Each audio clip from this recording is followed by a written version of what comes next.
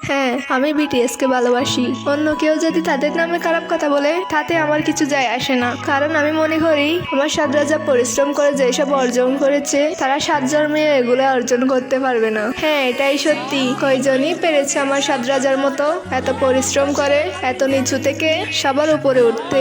কয়জন পেরেছে আরএম এর মতো একজন আদর্শ লিডার হতে?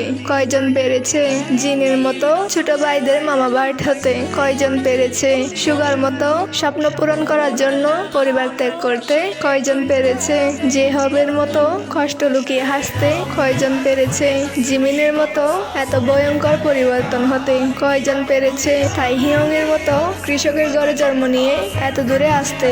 কয়জন পেরেছে জাংকুকের মতো শৈশব বিসর্জন দিয়ে নিজের স্বপ্ন পূরণ করতে? হ্যাঁ, বিটিএস এমন একটা যাত্রা যেখানে কান্নাও সৌন্দর্য আর হাসিটাও শক্তি। তারা যখন বলে লাভ ইউর সেলফ, তখন মনে হয় কেউ আছে যে চাই আমি নিজেকেও একটু ভালোবাসি। বিটিএস এমন একটা যন্ত্রণা যে যন্ত্রণা কখনো কাঁদায় না, বরং কাদা চোখ মুছিয়ে দিয়ে বলে তুমি একা না, আমরা আছি তোমার সাথেই।